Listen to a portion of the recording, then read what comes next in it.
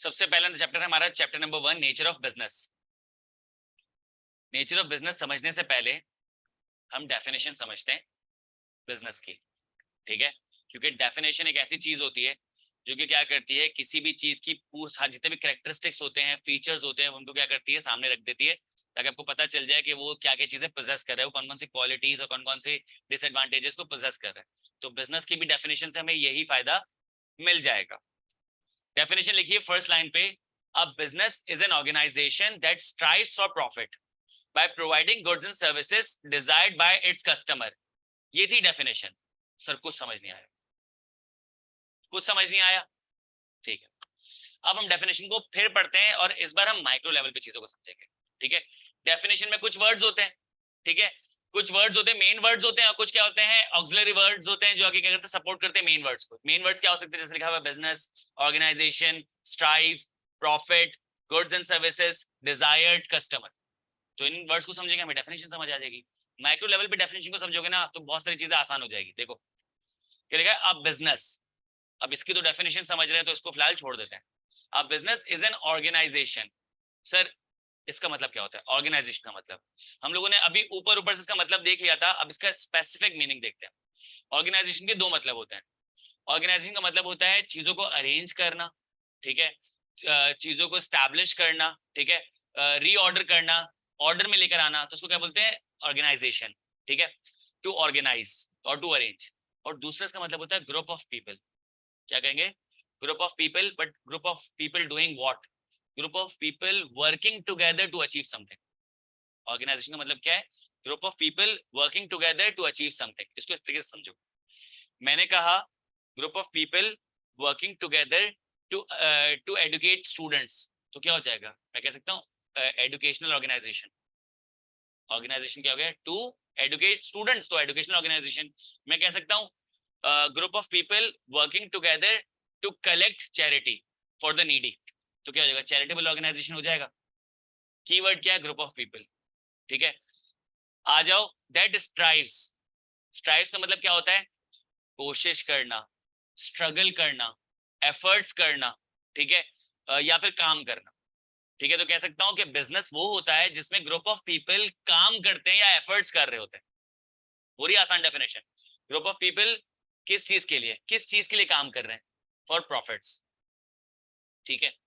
मैं इतनी एफर्ट्स कर रहा होता हूँ बिजनेस में, मैं ट्यूशंस पढ़ा रहा होता हूँ, मैं इंस्टीट्यूट चला रहा हूँ, मैं जो है वो दुकान पे बैठा हुआ हूँ, अपने रेस्टोरेंट जा रहा हूँ, ठीक है। तो मैं कुछ भी काम कर रहा हूँ या मैं फ्रीलांसिंग कर रहा हूँ, तो पर्पस क्या है कि यार मैं जो है जो भी काम करूँ मुझे प्रॉफिट मिले इससे। मेरी हर एक्टिविटी फोकस्ड होगी, डायरेक्टेड होगी टुवर्ड्स प्रॉफिट, कि मैं सोचता भी तो मेरे माइंड में प्रॉफिट आना चाहिए, मैं काम करता तो प्रॉफिट आना चाहिए, this will lead towards profit. सही है। बाय, अब प्रॉफिट कैसे आएगा, by providing goods and services. तो आप क्या प्रोवाइड करोगे, या तो गुड्स प्रोवाइड करोगे या सर्विसेज प्रोवाइड करोगे। बाकी सारी कैटेगरी इनके अंदर ही आ जाती है, बाकी सारी कैटेगरी इनके अंदर ही आ जाती है, ठीक है। तो अल्टीमेटली गुड्स प्रोवाइड करेंगे, सर्विस प्रोवाइड करेंगे, इसके अलावा कोई कैटेगरी नहीं है, बाकी इसकी सब कैटेगरीज है। क्या लिखा हुआ है, डिजायर्ड बाय इट्स कस्टमर। अगर आप एक ऐसी चीज बना लेते हो जो बहुत बेहतरीन नेचर की है लेकिन आपके मुल्क में वो एक्सेप्टेबल ही नहीं है, तो वो बिजनेस हुआ, तो वो बिजनेस ही नहीं हुआ, क्योंकि आपने एक्टिविटी ऐसी परफॉर्म की जो प्रॉफिट की तरफ डायरेक्ट नहीं कर रही आपको, बल्कि लॉस की तरफ, बल्कि शटडाउन की तरफ आपको डायरेक्ट कर रही है। तो इसका मतलब है कि आपने बिजनेस एक्टिविटी परफॉर्म नहीं की। तो डिजायर्ड बाय इट्स कस्टमर। तो बिजनेस स्टार्ट ही कब होता है, जब माइंड में आइडिया आता है कि यार ये चीज क्रिएट करते लोगों को समझ आएगी, ये चीज बनाते लोगों को पसंद आएगी। हमारे क्या चल रहा है अभी, क्या चल रहा है, इंटीग्रेशन का कॉन्सेप्ट चल रहा है, ठीक है। बिरयानी और हलीम को मिला के हलीम बिरयानी कर ली, बिरयानी और पाए को मिला के नली बिरयानी कर ली, पता नहीं कौन कौन सी चीजों में क्या क्या चीजें मिला के क्या क्या कर रहे हैं। ये इंडिया में बड़ा होता है।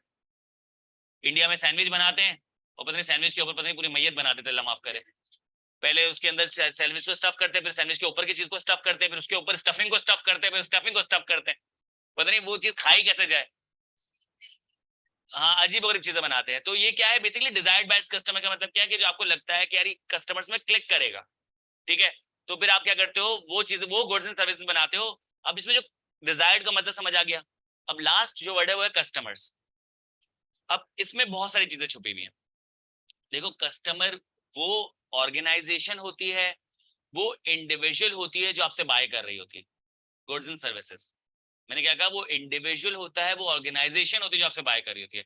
तो देयर इज अ चांस कि कस्टमर जो है आपका बिजनेस भी हो सकता है और कस्टमर आपका अल्टीमेट कंज्यूमर भी हो सकता है। कि लेट सपोज तुम्हें खाना बनाने का शौक है, तो तुमने चावल खरीदे, घर आए, तुमने चावल बनाए और तुम लोगों ने खा लिए, तो अब तुम कस्टमर थे लेकिन तुम कंज्यूमर थे, ठीक है। लेकिन तुमने बोला यार घर वालों ने तारीफ कर दिया, जबरदस्त बिरयानी बनी, तुमने बोला यार बिरयानी तारीफ हो गई तो बेहतरीन, तुमने क्या किया कि चावल खरीदे, बिरयानी बनाई, और बिरयानी बनाने के बाद तुमने डब्बे भरे, आई किस फाइनेंस लिया, तुमने दोस्तों को बेचना शुरू कर दिया, 120 की थैली 120। तो ये क्या हो गया, तो अब इस बार तुम कस्टमर थे लेकिन तुम कंज्यूमर नहीं थे, तुम बिजनेस थे, ठीक है।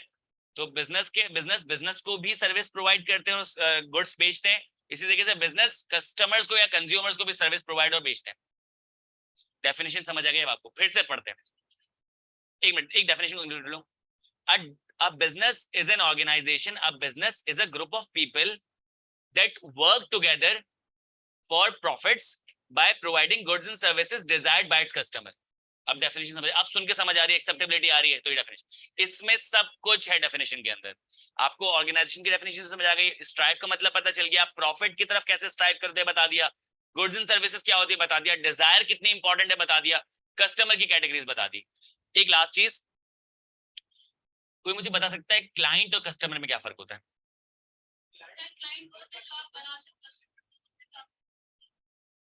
एक और आ रहा हूँ जो और गया,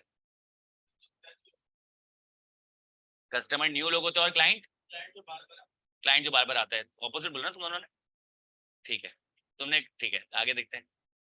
हाँ, और किसने बोला, भूल गए? हाँ,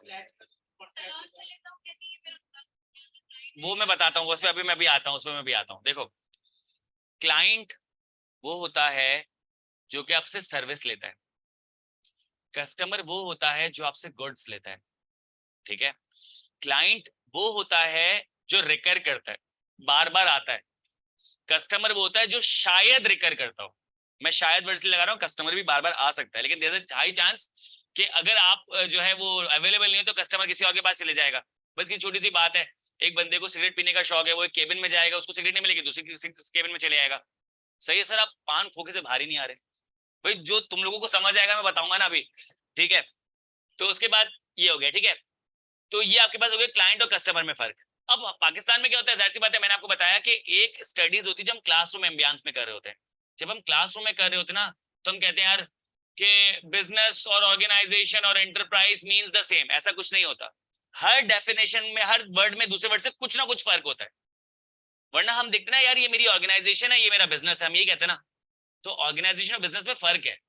जब आप कहते हो ना ऑर्गेनाइजेशन, तो आप इस इंटेंट से कहते हो कि यार ये ग्रुप ऑफ पीपल यहाँ पे मिलकर काम करते टू अचीव समथिंग, और बिजनेस का मतलब ये तो ये ऑर्गेनाइजेशन भी है, ये बिजनेस भी है, लेकिन दोनों का सेंस डिफरेंट हो जाता है।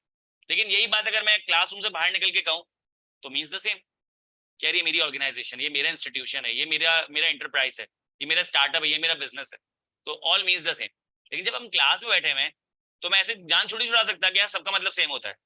तो क्लाइंट और कस्टमर का नॉर्मल जिंदगी में मतलब सेम होता है। अब एक आप जाते हो किसी नाई के पास, ये तो मेरा पुराना कस्टमर है, तो कस्टमर नहीं कहना चाहिए, तो कस्टमर तो वैसे ही नहीं कहना चाहिए, कस्टमर कहना चाहिए, लेकिन उसको जो कहना चाहिए मेरा क्लाइंट है, सही है। और बहुत सारे सिनेरियो में हम क्लाइंट भी होते हैं, कस्टमर भी होते हैं। जैसे कि फॉर एग्जांपल, अब कराची में एक बीच में एक ट्रेंड चला था, वो जो ठेले की फ्राइज वाला, अब तो खैर बहुत ज्यादा डाइल्यूट हो गया, अब तो सब बनाते हैं अच्छा, लेकिन एक वक्त होता था कि कुछ एरिया में बड़े अच्छे बनते थे, अब तो सबको रेसिपी पता चल गई, सब अच्छा बना रहे हैं। लेकिन एक ट्रेंड चला था, तो होता क्या था, उनके पास रश लगता था, लोग बैठ के पूरा पूरा टाइम फ्राइज खा रहे होते थे, तो वो कहते थे उनका प्रोडक्ट बाय कर रहे हैं, सही है। लेकिन वो क्लाइंट कैसे थे, वो कस्टमर थे, वो क्लाइंट पता कैसे थे, वो क्लाइंट ऐसे थे कि उनको वो जो टेस्ट मिलता था, ठीक है, और साथ साथ आप देखते हो कि कुछ जो ना बड़े अच्छे बात कर रहे होते हैं, जो उनसे बैठ के बात कर सकते हैं, कुछ दोस्त बन जाते हैं।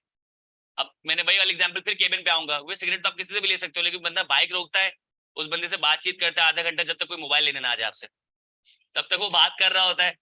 उसके बाद क्या होता है, फिर वो चले जाते हैं। वो आधा घंटा क्यों बात कर रहा है? क्योंकि वो उसको सर्विस प्रोवाइड कर रहा है। हम लोग क्या करते हैं, सर्विस लेने के लिए ज्यादा हम सबकॉन्शियसली हम सर्विस लेने जा रहे होते हैं, हम किसी बंदे के पास जाके बैठते हैं और भाई क्या हाल है, बातचीत कर रहे होते हैं। तो ये क्या होता है, ये आप उसका क्लाइंट हो और आप उसका प्रोडक्ट जो कंज्यूम कर रहे हो, दैट्स योर कस्टमर। बात समझ आ गई इस डेफिनेशन में? अब तुम्हारा एक सवाल था। कोई ऐसी ऑर्गेनाइजेशन जो